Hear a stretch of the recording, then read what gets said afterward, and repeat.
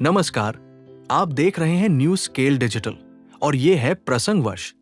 आज देश की राजनीति में 3 बड़े फैसलों ने हलचल मचा दी है। पहला, महाराष्ट्र में सरकार ने आदेश जारी किया है कि कोई मंत्री, सांसद या विधायक आए तो अधिकारियों को तुरंत कुर्सी छोड़कर खड़ा होना पड़ेगा। क्या ये सम्मान का नियम है या नई शक्ति प्रदर्शन की राजनीति? दूसरा, बिहार में मुख्यमंत्री नीतीश कुमार ने सबको चौंकाते हुए उपेंद्र कुशवाहा के बेटे को बिना विधायक बनाए मंत्री पद दे दिया। क्या ये राजनीतिक डील है, जातीय संतुलन या सत्ता की मजबूरी? और तीसरा, देश भर में चर्चा है एसआईआर को लेकर, जिसने प्रशासन, शिक्षा और संस्थानों पर बड़े सवाल खड़े कर दिए हैं। इन्हीं 3 अहम मुद्दों को विस्तार से समझेंगे वरिष्ठ पत्रकार रमेश शर्मा आज के विशेष एपिसोड में। प्रसंगवश, सत्ता, व्यवस्था और विवाद, सच क्या है? नमस्कार, प्रसंगवश में आप सभी का स्वागत है। प्रसंगवश में आज हम बात करेंगे फिर से राजनीति की कुछ बातों। राजनीति की बात की शुरुआत करेंगे महाराष्ट्र से। महाराष्ट्र में राज्य सरकार ने एक आदेश जारी किया है जिसमें कहा गया है कि किसी भी अधिकारी, सरकारी अधिकारी के कार्यालय में कोई विधायक या सांसद आते हैं तो उनको खड़े होकर के, यानी कि अधिकारी जी को कुर्सी छोड़ करके और उनका सम्मान करना जरूरी है।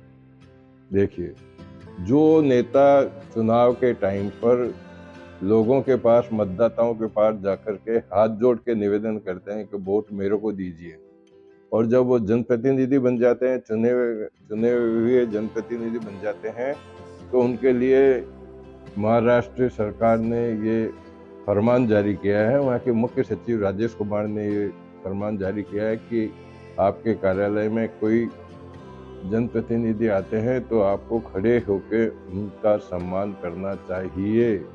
अब देखिए, कलेक्टर के पास गए, सपोज कीजिए कलेक्टर के पास में गए, कलेक्टर के पास में दुनिया भर का काम होता है, मीटिंगें भी लेनी पड़ती है, पहले से ही बड़े अधिकारियों के साथ भी बैठे, किसी मामले पे, गंभीर मामले पे चर्चा भी हो सकती है। ऐसी स्थिति में सांसद महोदय, विधायक महोदय दरवाजा खोल के अंदर जाते हैं तो कलेक्टर को भी खड़ा होकर के उनको सम्मान देना पड़ेगा। अब सम्मान की क्या जरूरत है भाई साहब? आज सांसद महोदय, पहले क्या होता था, किसी समय में अधिकारी तो पहले भी रहे, आईएएस ही हुए, आईएएस भी, आईपीएस भी, आरएएस भी, आरपीएस भी, दुनिया भर के अधिकारी भी हुए, लेकिन जनता की सुविधा के लिए या अधिकारी अपने कार्यकाल में किसी तरह, अपने कार्यालय में किसी प्रकार की अव्यवस्था न हो, इसके लिए उन्होंने अपने कार्यालय के बाहर एक समय निर्धारित किया हुआ था कि इतने बजे से इतने बजे तक आप मिल सकते हैं। वो व्यवस्था सही थी, लेकिन उसको कहा कि नहीं, अधिकारी तो हिटलर हैं, वो अधिकारी तो नौकर हैं सरकार के, 24 घंटे उनको मिलना पड़ेगा। भाई, उनके पीछे परेशानी क्या है वो भी तो आप देखो ना। लेकिन नहीं, सरकार का फरमान है, नेताजी को तो सम्मान देना ही पड़ेगा। नेताजी चाहे 8वीं पास हो, 10वीं पास हो, कलेक्टर ने वहीं से यूपीएससी की परीक्षा पास की हो, लेकिन उनको खड़े होकर सम्मान देना पड़ेगा। अब ये आदेश कितने उचित हैं या कितने अनुचित हैं, इस बात को लेकर खुद को ही दोनों पक्षों को इस मामले में सोचना पड़ेगा। लेकिन कुल मिलाकर के ये है कि इस तरह की व्यवस्थाओं के बजाय तो यह है कि सांसद या विधायक हफ्ते में एक बार बैठक लेने, कलेक्टर के ऑफिस में लें, एसडीओ के ऑफिस में लें, या जिस भी कार्यालय से संबंधित तो निर्माण विभाग के में उनसे, नगर पालिका में उनसे मीटिंग लें। मीटिंग के दौरान अपनी सारी जो भी समस्याएं अपने जनता की है, अपने क्षेत्र की, सारी उस समय रखें तो उस समय में एक बार में समाधान भी हो जाएगा। अब होता क्या है कि जैसे ही सांसद, अब आदेश आया, आदेश के बाद में जैसे सांसद या विधायक अंदर घुसे, कलेक्टर को खड़ा होना पड़ेगा। उससे पहले वो अधिकारियों से क्या बात कर रहे थे, वो सारी बातें बंद हो जाएगी। लेकिन उसके पीछे अब क्या उनका उद्देश्य है सरकार का, ये तो सरकार ही जाने, लेकिन इसका कितना क्या प्रभाव पड़ेगा, ये देखने वाली बात भी होगी। बात करते हैं बिहार की। बिहार की राजनीति में ले लो या अन्य कहीं भी राजनीति, राज्य के अंदर जहाँ भी मुख्यमंत्री होते हैं, 99.99% मुख्यमंत्री के पास में गृह और वित्त विभाग मुख्यमंत्री के पास ही रहता है। नीतीश बाबू के पास में भी पिछले कार्यकालों में गृह मंत्रालय उनके पास में ही रहा, लेकिन इस बार यह गृह मंत्रालय नीतीश बाबू को नहीं मिलकर के उनके उप मुख्यमंत्री सम्राट चौधरी को मिला है, जो बीजेपी के विधायक हैं, बीजेपी से चुन करके बीजेपी कोटे से एनडीए में मंत्री बने हैं। तो कुल मिलाकर के इसको लेकर के भी कुछ चर्चाओं का क्योंकि राजनीति, मैंने कहा ना, राजनीति में जायज हो वो भी नाजायज है, नाजायज हो वो भी जायज है। अब नीतीश बाबू ने खुद ने छोड़ी, गृह मंत्रालय खुद ने छोड़ा या उनसे छुड़वाया गया, ये कोई नहीं कह सकता। वित्त मंत्रालय भी बताया जाता है कि बीजेपी के कोटे में ही गया है। हालांकि वित्त मंत्रालय के बारे में मेरे पास में कोई पूरी पुष्टि शुदा कोई खबर नहीं है, लेकिन बताया ही जा रहा है कि वो भी मुख्यमंत्री के मतलब उनके विधायकों के पास नहीं है। अब देखो बात, वहाँ के नेता हैं उपेंद्र कुशवाहा, जिनकी खुद की पार्टी है। उनके बेटे को बिना विधायक के मंत्री बनाया गया। तो अब जनाब कहते हैं कि मेरे को, बेटा तो उनका मंत्री बना, लेकिन वो उनका कहना है, उपेंद्र कुशवाहा का, उनके दीपक प्रकाश को जब मंत्री बनाया तो वो कहते हैं कि मैंने जहर की घूंट पी है। अरे भाई, जहर की घूंट क्यों पी?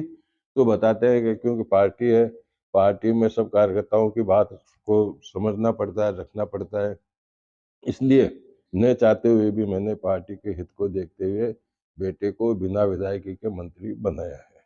अब देखो, राजनीति में ये बात हो गई, राजनीति में ये बात भी हो गई, लेकिन चलते चलते बात कर लेते हैं एसआईआर की। एसआईआर का मुद्दा पूरे हिंदुस्तान में छाया हुआ है, जहां बीएलओ को लगभग हिंदुस्तान के 20 प्रदेशों में एसआईआर का काम चल रहा है, जिसको लेकर के बीएलओ में काफ़ी उत्साह भी है, काफ़ी रोष भी है। बीएलओ अपनी ईमानदारी से काम को पूरा करने के लिए 10-10 घंटे, 15 घंटे, 20 घंटे काम कर रहे हैं। इसी बीच में राजस्थान के अलावा कुछ अन्य प्रदेश में भी बीएलओ की जो मृत्यु हुई है, उसको लेकर के उनके परिवारजनों का कहना है कि वो टेंशन में थे, रात को 2:30 बजे तक काम करते, सुबह 4 बजे फिर चले जाते। लेकिन अब क्योंकि बीएलओ को जिम्मेदारी दे दी है, हाफ ईयरली एग्जाम भी चल रहे हैं, शिक्षकों को भी बीएलओ में लगाया हुआ है, तो अब इसका क्या कुछ इसका उपाय सोचा जा सकता है कि इतनी मजबूरी क्या है, इतनी जल्दी क्या है? ठीक है, अब बीएलओ को जब ड्यूटी दी गई, क्योंकि जो भी कार्य होता है चुनाव से संबंधित में, उस पर लिखा होता है चुनाव अति आवश्यक, और चुनाव अति आवश्यक की पालना नहीं करते हैं तो कर्मचारी को उसकी सजा भी भुगतनी पड़ती है। कई लोग सस्पेंड भी हुए हैं, कईयों को नोटिस भी दिए गए हैं। लेकिन औपचारिक रूप से अगर बात की जाए तो एक तरफ जहाँ परीक्षाएं चल रही है, दूसरी तरफ एफआईआर का जो एकदम से बड़ा अभियान चल रहा है, उसको लेकर काफ़ी कुछ चर्चाएं हैं। तो आज के प्रसंग को यही विराम देते हैं, लेकिन मैं देना चाहता हूँ कि जब बीएलओ चुनाव से संबंधित ही है, और चुनाव के अंदर जैसा मेरी जानकारी में है कि चुनाव ड्यूटी के दौरान किसी कर्मचारी की मृत्यु होती है तो उसको 50 लाख रुपए की सहायता दी जाती है। बीएलओ भी काम कर रहा है तो चुनाव का ही कर रहा है ना, तो उनको भी 50 लाख रुपए की सहायता दी जानी चाहिए, लेकिन कर्मचारी संघ उस सहायता की मांग कर रहे हैं। मांग करने की आवश्यकता ही नहीं पड़नी चाहिए। कुल मिलाकर के आज के प्रसंग को इसको विराम देते हैं। कल फिर किसी नए प्रसंग के साथ मैं आपके सामने उपस्थित होऊंगा। तब तक नमस्कार।